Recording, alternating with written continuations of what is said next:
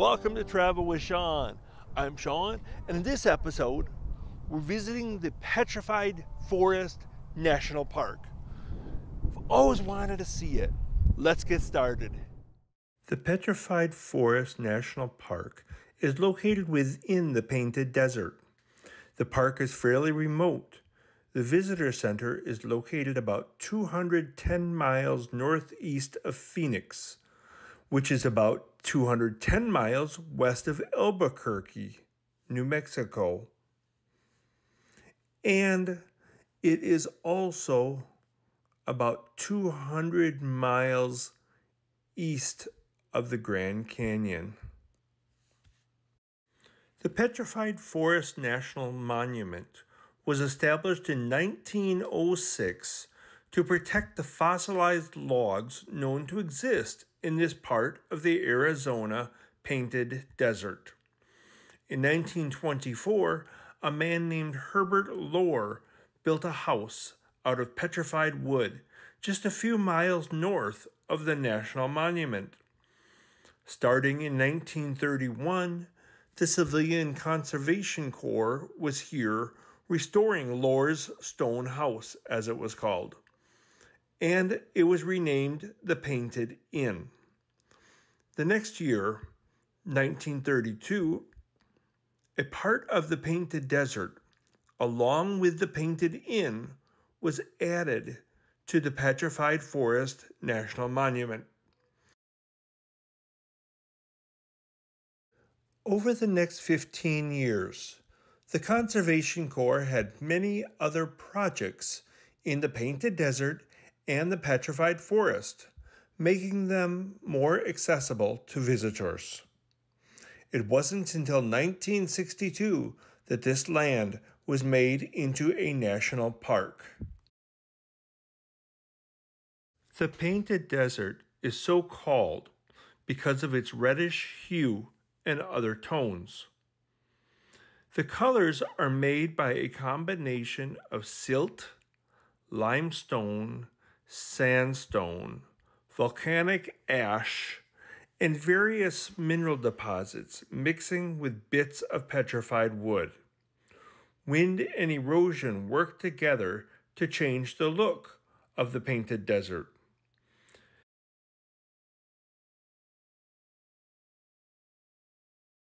Route 66 was one of the original numbered United States highways. It was established on November 11, 1926, and ran from Chicago, Illinois, through the Petrified Forest and the Painted Desert, before ending in Santa Monica, California. This was the main highway heading west until it was replaced by interstate highways and removed from the United States highway system in 1985. A portion of its route is memorialized here.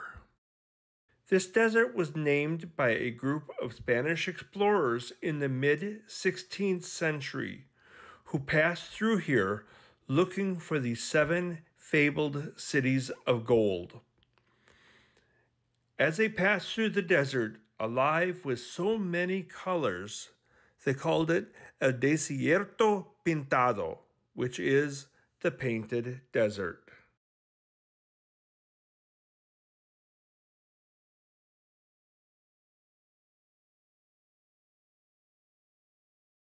The earliest residents lived here about 25,000 years ago.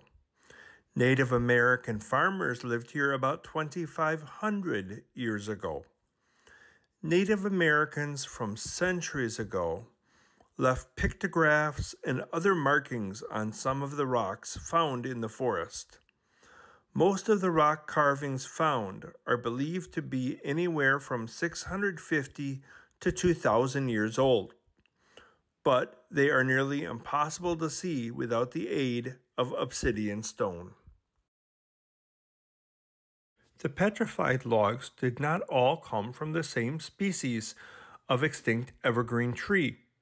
So far, scientists have identified at least 9 different species among the petrified logs. Some of the trees appear to have been very tall. Perhaps they were related to the sequoia trees. The petrified logs are not exactly fragile. In fact, they're fairly sturdy. You can see somebody place this log here to use as a bridge. So it should be strong enough to walk across, but I did not choose to put my theory to the test. The petrified forest is known for its fossils, especially fallen trees that lived about 225 million years ago. These logs got buried in mud containing volcanic ash, and groundwater dissolved the silica from the ash and carried it into the logs, where it then formed quartz crystals that gradually replaced the organic matter, making it hard. Small amounts of iron and other minerals were combined with the silica to create various colors in the petrified wood. The petrified forest isn't the only place in the world to find petrified wood. In fact, you can find it in several U.S. states and on most of the continents of the world. You can see this area looks like it used to be a lake or some other waterbed. In fact, there are many similar areas throughout the petrified forest. Many areas that look like they could have been a lake or a river or a stream. The petrified forest is said to have a cold, semi-arid climate. Although highs have been known to reach temperatures over 100 degrees Fahrenheit, overnight lows can reach double digits below zero in the winter. Temperature swings between the high and the low can be as much as 20 degrees in one day. Being semi-arid, it gets some moisture, about 9.5 inches of rain and maybe 3.5 inches of snow per year on average.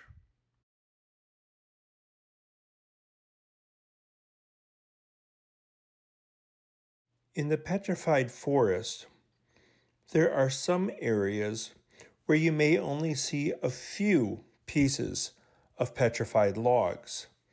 But then there are others where you figure there must have been a dense forest, heavily wooded, because there are so many petrified logs or pieces of petrified logs scattered throughout the area. Why are they in pieces? I couldn't tell you. They look like they've been cut, but I'm no expert on that, and I have not read anything anywhere that would explain it. If you have a theory, please leave a comment. Let me know.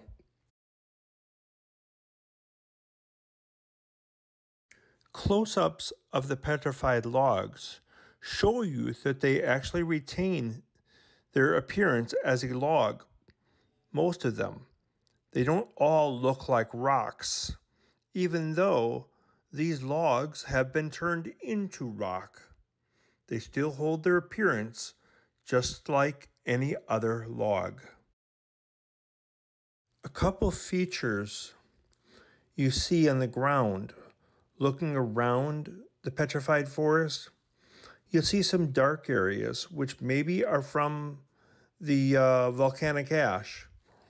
You see some reddish areas, or some reddish rocks at least. This is what they call chinle, which is this collection of minerals that helped create the different colors. Then you have the white silica, which is essential in the petrification process of turning the wood into stone. As I said earlier, it was first preserved in the mud. Then the silica is transported through the water, perhaps when it's raining. And then that gets into the wood and helps turn it into stone when it mixes with the other chemicals. And the iron helps give it a reddish color as well, not just the chinle.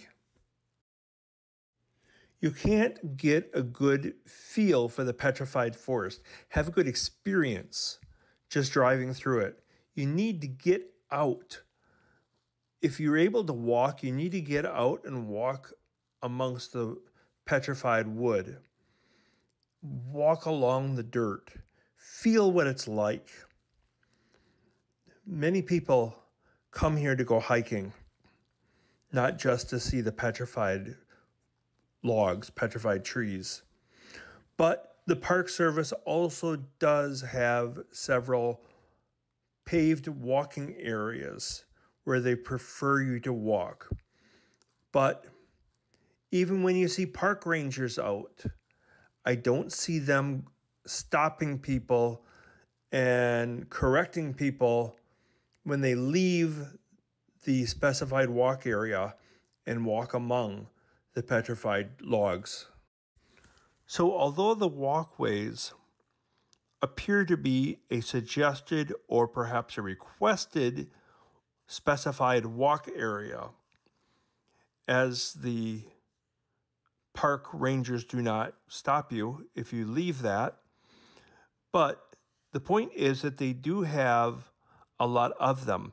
And in one area specifically, the specified walkway or the prepared walkway goes on for at least a few miles to give you a good feel for the petrified forest.